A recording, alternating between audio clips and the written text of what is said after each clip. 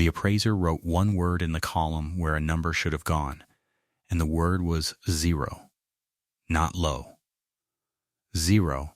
He looked at the wooden sternwheeler grounded in the middle of a frozen hayfield, half a mile from any water, and he wrote a boat in a field in his ledger and drew a line through the value as if crossing out a joke. Nora Callum, 43 years old, widowed in October with $9 folded into the toe of her stocking and a brown dog named Tuck at her heel, was handed the deed to that wreck because it was the only thing her husband's creditors did not bother to fight for.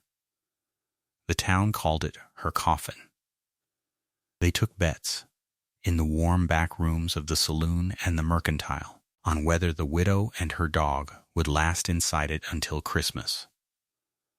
What none of them knew was that behind a door nailed shut for 20 years, packed in dry river clay against the cold, waited the thing her husband had spent 2 decades quietly building.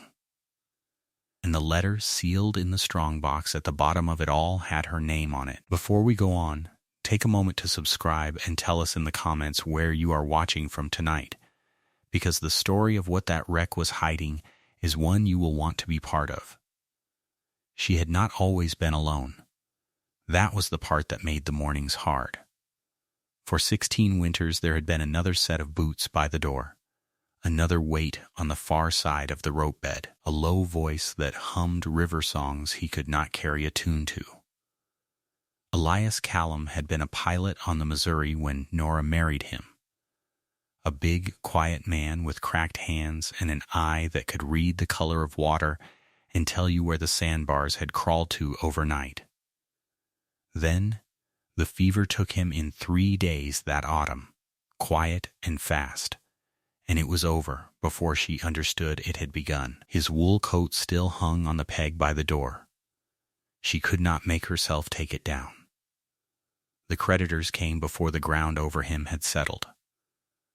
There was a note against the homestead her husband had signed in a lean year, and a lawyer in town who held it, and the arithmetic did not care that she had nowhere to go. Ansel Crabb at the bank counted her money onto the counter with 2 fingers, slow, and then counted it again as if the sum might improve on a second telling. $9, he said, and then he said it once more so she would remember. $9, Mrs. Callum. That is the whole of it. Then he slid a paper across the wood and told her the wreck in the hayfield was hers, free and clear, and that nobody would argue the point. The boat had a name. The Prairie Rose. She had grounded the year the river jumped its bank and cut a new channel 2 miles east, leaving the old bend to dry into a field of dead grass and cracked mud. 20 years the wreck had sat there, listing a little to port, her paddle wheel locked in the earth, her tall black smokestack pointing at a sky that no longer had any use for her. Boys threw rocks at her windows. Nobody went inside, and now the widow owned her. Her husband's family did not soften it. His brother, Harlan Callum, a heavy man who farmed the good bottom land east of town and had loaned Elias money in that lean year, made it plain at the graveside that he blamed her. For the fever, for the note, for the fact that his brother had died poor. He should have listened to me, Harlan said over the fresh dirt, loud enough that others heard. He wasted himself. And now look at what he has left you. He did not come to help her move. Nobody did. She had no children. Her own people were dead or gone west. The neighbors who might have taken her in had watched Crabb count her $9 and had decided, as a town decides such things without saying so out loud, that the widow was a matter best left alone. What Nora found inside that grounded wreck would not only carry her through the hardest winter the territory had ever seen, it would make an entire county learn her dead husband's name, and finally learn hers. But she did not know that yet. On the last afternoon before the snow, she loaded what she owned onto a hand sledge, a trunk, a box of tin plates, the coat she could not leave, the dog, and she walked the half-mile across the field to sleep in her coffin, because there was nowhere else on the earth for her to go. The gangplank was banked with old snow, and it groaned under her boots. Up close the prairie rose was worse than the town's cruelty had promised. The pilot house glass was stove in on one side, and a drift had blown clear through the wheelroom and lay in a long white tongue across the floorboards. Something small and dead lay in the corner. The paint had peeled to gray bone. A shutter banged somewhere below in the wind, over and over, a hollow sound like a fist on a barrel. She stood in the ruined wheelhouse with the dog pressed against her skirts and felt the whole weight of it settle on her shoulders. This was it. This was what was left. A rotted hull in a dead field, and $9, and a coat that still smelled faintly of a man 3 weeks in the ground. "So this is it, Tuck," she said, and her breath hung white in the wheelhouse. "This is what they left us." The dog looked up at her and said nothing, being a dog, and she almost turned back. There was no back to turn to, and she knew it, and that was the only reason she stayed. She would spend one night. That was the bargain she made with herself on the cold deck. One night, and in the morning she would think of something, some other plan, some road out. She went down the narrow companionway into the belly of the vessel to find a place out of the wind, and there the old boat began, very quietly, to tell her things. The cabin the rivermen called the Texas, the long, low deck house where the crew had bunked, was tight as a barrel. Whoever had built her had fitted the planks so close that when Nora held her candle to the seams, the flame did not so much as lean. The wind that screamed across the field could not find a way in. The walls were double, she realized, running her mittened hand along them, an inner skin and an outer with something packed between. Below the old waterline, where the hull sat in the frozen mud, the oak was 2 courses thick, caulked in the seams with tar and oakum gone hard as stone, built to hold back a river and holding back the cold instead. And at the heart of the vessel squatted the great cast iron boiler firebox, cold now, its door a heavy iron mouth. A firebox like that, she understood slowly, would take a log the length of her arm and hold the heat of it long after a cabin stove would have gone gray.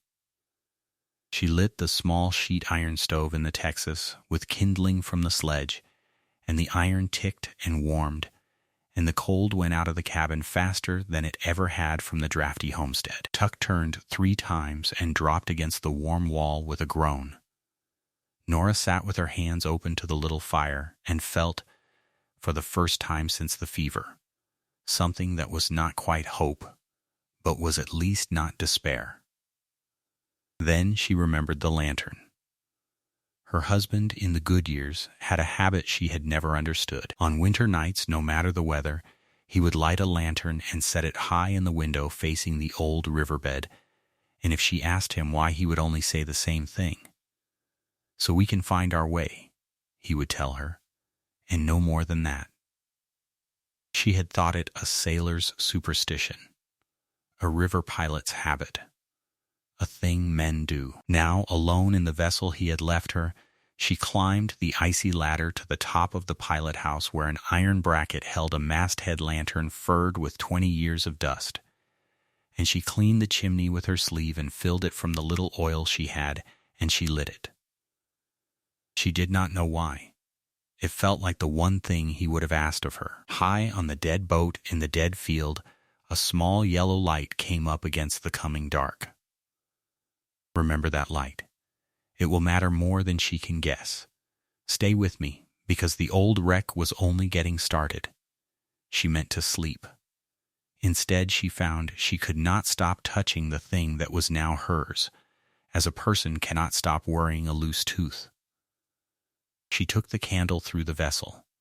On the great spoked wheel she found initials carved into the polished hub, an E and a C, her husband's letters, and beside them the same 2 letters again, but these cut fresh and shallow, the wood inside the grooves still pale. He had carved his name here as a young pilot, and he had carved it again not long ago, in a hull the whole world believed abandoned. When had Elias come out here? Why? She stood a long time with her thumb in the fresh cuts and had no answer, only a colder, larger question than the one she had started with.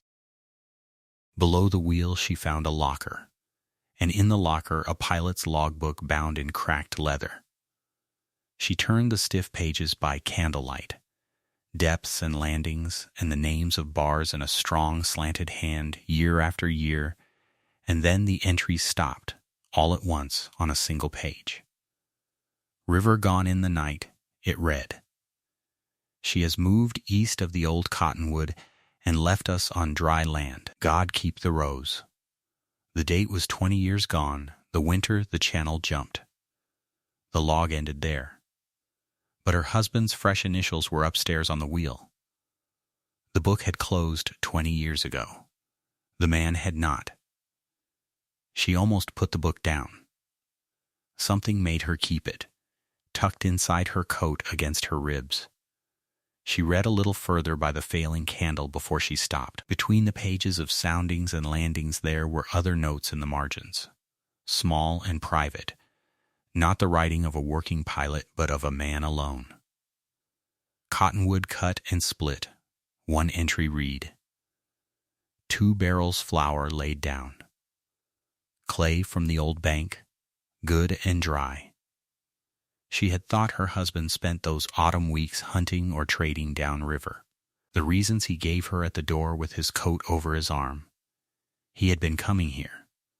To a wreck the town mocked. To do work no one saw, for a reason he never spoke. And the not knowing of it sat in her chest heavier than the cold. In the galley she found 3 tin cups hung on a rack, and a kettle, and a small crock of lard gone hard but not rancid, sealed under a skin of wax. A man alone needs 1 cup. There were 3. She stood holding one of them in the dark and could not say why the sight of 3 cups on a dead boat made her eyes sting. She set it back on its hook exactly where it had hung and went on, because there was more, and she could feel that there was more. The way you feel a stair beneath your foot before you have found it. In the aftmost cabin she found a bunk she did not expect.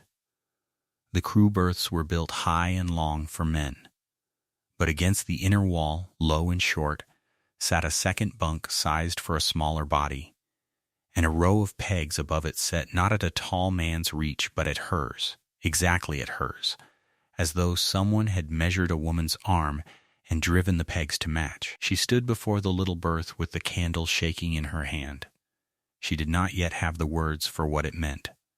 She only knew, as you know a thing before you can say it, that the vessel had been made ready. For a woman. Perhaps for her. That was enough for one night. She banked the stove and lay down in the small berth that fit her as though it had been waiting, and the dog lay against the warm inner wall, and outside the wind rose and did not stop. If you have been listening this far and feeling the pull of it, do subscribe and stay close, because the next thing Nora found is where the whole story turns. Morning did not come as mornings come. She woke to a gray that never brightened, and a roar against the hull like a river return. She climbed to the stove in wheelhouse and could not find the town in all that white. The fence line 100 yards off had vanished. There was no ground, no sky, no horizon. The blizzard had come in the night, the storm the old-timers would later call the worst in the memory of the territory, and it had shut the valley like a lid on a pot. Snow drove sideways in a solid moving wall. The little masthead lantern she had, lit still burned above her. A bead of gold in a world gone white and blind, and it was the only thing in all that whiteness a living creature could have seen. For 9 days it snowed. In the town they were not ready. Nobody had been. The autumn had been mild, and the wood piles were low and the cellars thin because the railroad had promised a December delivery that the storm now buried somewhere out on the open prairie. Proud timber houses that had cost real money began to fail in ways their builders had never imagined. Green lumber shrank, and the wind found the gaps and turned parlors into ice boxes. Chimneys built for a gentle winter cracked with the deep frost and had to be let go cold. A family's whole store of potatoes froze to black mush in a single night in a cellar that had always been enough before. Men who had money in the bank found that money buys nothing when the road is shut and the shelves are bare. The blacksmith burned his own fence rails to keep his children warm. An old man 2 streets over went to sleep by a dead stove and did not wake, and there was no ground soft enough to bury him. So they wrapped him and set him in the cold shed and waited. The proud houses were failing. The wreck in the field was not. Down in the belly of the prairie rose. Nora fed the great iron firebox 1 log at a time, and the double oak held the heat like a held breath. The clay and timber walls the town had laughed at did not shrink or crack or let the wind in, because they had been built by a man who had spent his life keeping a river out of a wooden hull, and cold, it turned out, was only a slower kind of water. She was warm.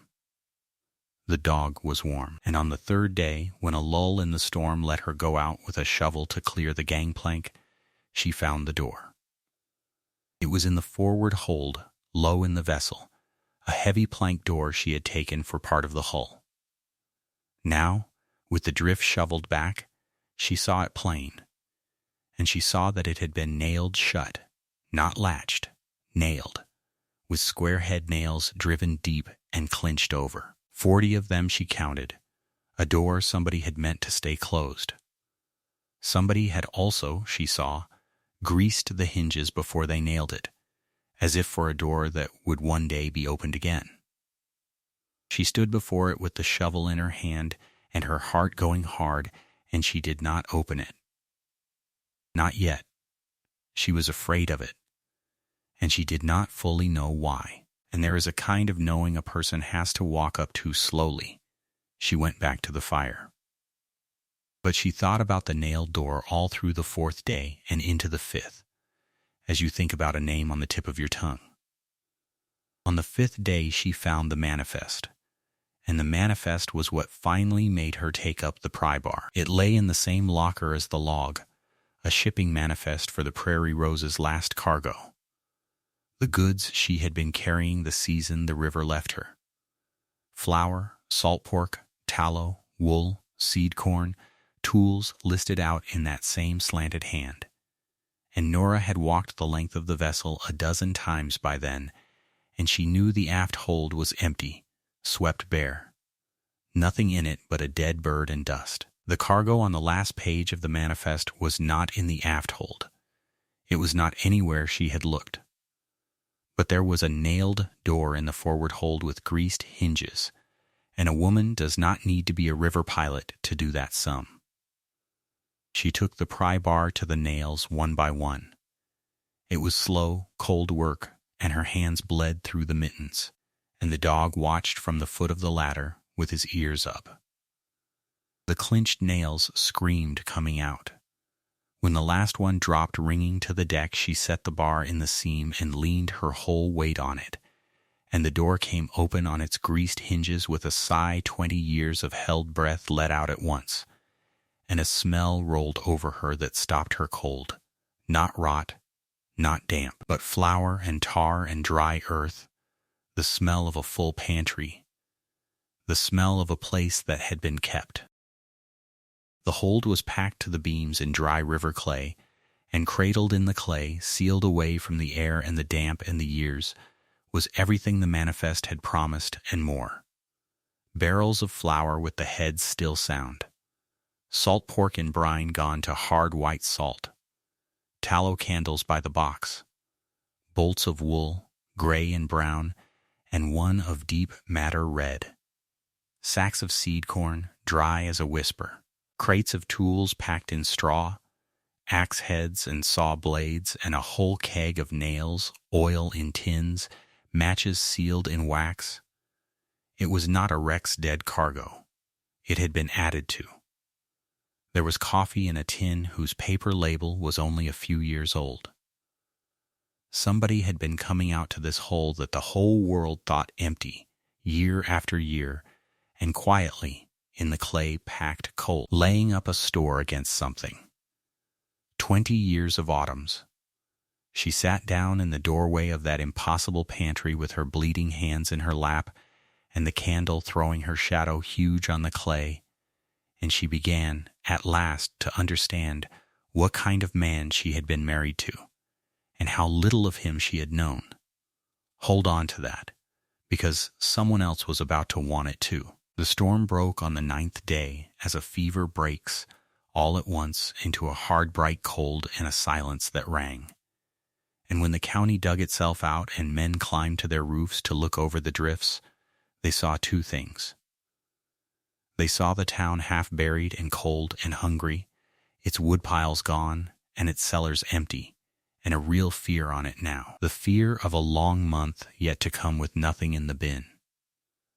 And out across the white field they saw the wreck they had called a coffin, standing warm and whole, a thread of wood smoke going straight up from her tall black stack into the still air, and one window glowing gold, and the widow's little lantern still burning at the masthead over it all as though it had never gone out. The coffin was the only warm thing for miles.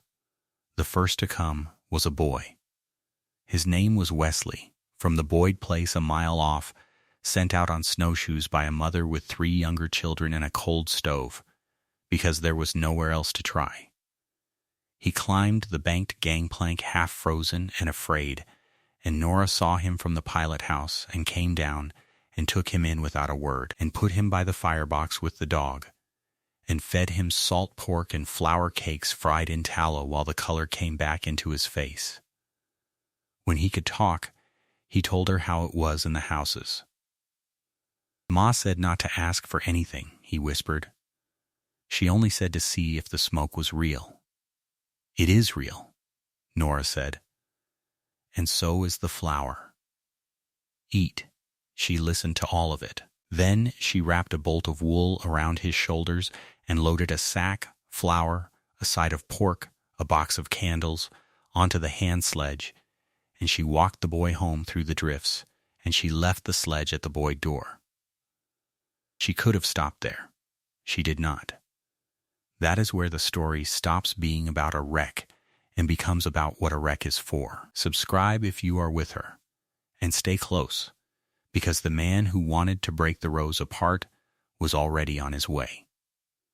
By the next morning they were coming out across the field in ones and twos, the proud and the desperate together, following the smoke and the gold light over the snow. Widow Pruitt, who had helped bury Elias and then let the town decide Nora was best left alone, came with her chin high and her hands empty, and Nora fed her too and said not a word about it, and something in the old woman's face broke and mended in the same moment. I should not have left you out here alone, Pruitt said finally over the tin cup. You are not leaving me alone now, Nora said. Warm your hands. Doc Fenner came, half frozen from a night berth 2 miles out, and Nora thawed him by the great iron firebox and pressed hot coffee into his shaking hands. I have doctored this county 30 years, he said, staring into the fire, and I have never seen anything hold heat like this old hull. What is it built of? Oak and tar and my husband's stubbornness, she said. He kept a river out of it for 20 years. It seems the cold is only a slower river. Then he was a better builder than the men who put up the bank, Fenner said, and he laughed for the first time in 9 days. Men who had bet on the day she would die stood in the hold with their hats in their hands and looked at 20 years of flour and seed corn and did not know where to put their eyes. One of them, a big farmer who had laughed loudest in the mercantile, turned his hat in his hands and could not meet her eye. "We were wrong about you, Mrs. Callum," he said quietly. "We were wrong about the whole of it. You were cold and you were frightened," she answered, weighing out flour. "That is a thing I understand. Take this to your children."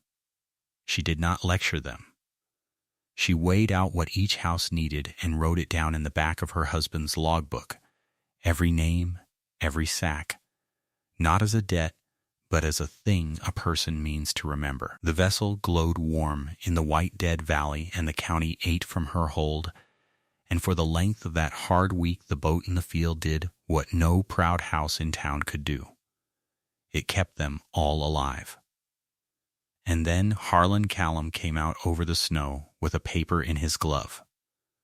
He had been snowed in at the hotel in town the whole 9 days, her husband's brother, stewing, and he had not come out to be fed.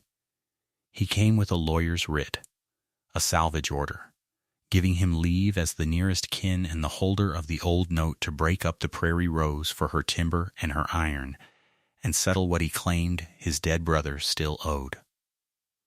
"Good seasoned oak," he announced on the frozen deck, loud so the gathered neighbors would hear, "is worth more than a widow's foolishness. This wreck is salvage and firewood by spring, and no feeling in the world changes the law." He had the paper. He had the law, or a piece of it. He stood on the gangplank of the vessel that had just fed his neighbors, and he told the widow to get her dog and her trunk off his brother's wreck. For a moment nobody moved, and the old cold town silence started to come down again, the silence that leaves a woman alone. Then Wesley's father stepped up onto the gangplank and stood between Harlan and the door. And Widow Pruitt came and stood beside him. And Doc Fenner. And a man who had lost his potatoes to the frost, and a woman whose children had eaten flour cakes in the warm hold 2 days running, until there were a dozen and then a score of them ranged across the snow-banked gangplank between Harlan Callum and the vessel, not shouting, just standing. The whole warmed county between the wreck and the man who wanted to burn it. Harlan looked at the paper in his glove and then at the faces, and the paper did not seem to weigh what it had weighed a minute before. It was Nora who broke the quiet, and she broke it gently. "Read it to me, Harlan," she said, out loud. The exact words, where it names the property. He read it, blustering, and the words named the estate of Elias Callum and all its assets held under the note. "There," Harlan said, snapping the paper. "The estate and all its assets. That is the wreck under your feet. Signed by the court." "You cannot argue with a judge's hand, woman." "I do not mean to argue with the judge," Nora said. "I mean to argue with you." And Nora Callum went down into the vessel and came back up with the deed the bank had handed her and the pilot's log, and she held them open in the cold light so the whole gangplank could see. The estate held the homestead and the note, she said. It never held this boat. Read the deed. Read the date and the price and the name on it. "That is not possible," Harlan said, but his voice had gone thin. "He paid $12 for her the winter we married," she said, "in his own name, free of any note. You wrote your writ against everything he owned when he died, and he did not own the rose when he died, Harlan. He owned it before there was ever a debt. You have a paper that lets you break up a thing that was never in it." Harlan held the writ up against the deed in his own gloved hands and read the two of them together, and the neighbors watched the certainty go out of his face line by line. It was the one thing in all of Elias Callum's life the creditors could not touch, because it had been worth nothing to anyone but him, and the salvage order named an estate that had never held it. He was undone by his own paper. He folded the writ back into his glove with the whole county watching, and he turned and went home across the snow, and he did not come back. Do not go anywhere, because the letter with her name on it is still in the vessel, and it changes everything. That night, when they had all gone home warm, Nora went down into the clay-packed hold alone with the lantern. Set deep in the store, behind the last barrel, cradled in the dry clay where she had not looked, was a small iron strongbox. It was not locked. She had known, somehow, since the fresh initials on the wheel, that she would find something like this, and she had been afraid of it as she had been afraid of the nailed door, and now she was not afraid any more. She lifted the lid. Inside lay a folded paper, and on the outside of the fold, in the strong slanted hand she had been reading for 9 days, was written one word. Her name, Nora. She sat down on an upturned keg and read it by the light of the lantern he had taught her to keep. He had known, he wrote, that he was not a rich man and never would be, and that pilots die young and poor, and that the note against the homestead would swallow her the day he was gone. So the winter they married, he had bought the wreck nobody wanted, in his own name, where no creditor could ever reach it, and every autumn after, quietly, telling no one, he had walked out across the field and laid up a little more against the winter he could not be there. I could not leave you money, he wrote. They would only have taken it.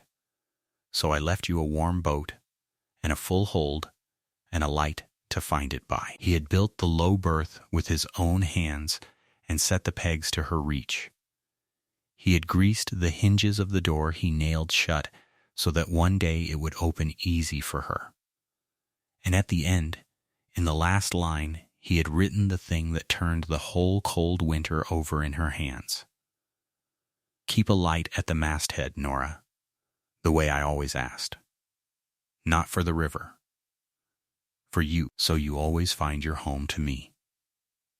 The lantern. Every winter night for 16 years she had watched him light it and thought it a sailor's habit, and she had climbed the icy ladder her first night on the wreck and lit it herself without knowing why, only that he would have asked it. It had never been about the river. He had been teaching her, all those years, the one thing she would need to know. The light in the window was the door standing open. It had always been hers. It had always been meant. Not luck, not accident, not the leavings of a poor man's death. A gift 20 years in the building, laid up in clay against the exact winter that had come, by a man who could not stay but would not leave her cold. She folded the letter and held it a long time, and the dog put his head on her knee, and up above them the little lantern burned on in the black window at the top of the boat. She stayed. Of course she stayed. In the thin, bright days after the storm, she scraped the gray paint from the wheelhouse boards and painted the name fresh, in white and gold. Prairie Rose, so it could be read across the whole white field. She opened the log her husband had closed 20 years before and turned to a clean page and started a new manifest. And the first entry was not flour or pork or seed corn. It was names. Every soul the vessel had carried through the storm. Wesley and the Boyds and Widow Pruitt and Doc Fenner and all the rest, written down not as a debt, but as a life. The lesson her husband had taught her without ever once saying it aloud. The town does not call it the coffin anymore. They call it the rose. And in hard winters, children still know that the warm hull in the field keeps a full hold and an open door and a light at the masthead you can find your home by. Nora Callum lived out her years in the wreck the appraiser had valued at 0, and she was never once written off again, and neither was the name of the quiet man who had loved her enough to build her a harbor in a dry field and never once tell her it was there. Perhaps that is the part most of us miss. We spend our lives trying to leave behind something the world can count. But the most seaworthy thing a person can ever build is the care they lay up quietly for someone who does not know it is there yet. A warm room against a cold they cannot see coming. A light left burning in a window so a person they love can always find their home again. The appraiser wrote 0, He was wrong by a whole county and a whole life. The hull held. The lamp stayed lit, and the door, in the end, was never locked at all. If you have made it this far into the story with Nora and her boat, thank you for staying to the end. Tell us in the comments, would you have climbed that gangplank into the coffin the town laughed at, or would you have looked for another road? Subscribe and let us know where you are watching from, and we will keep a light on for you here.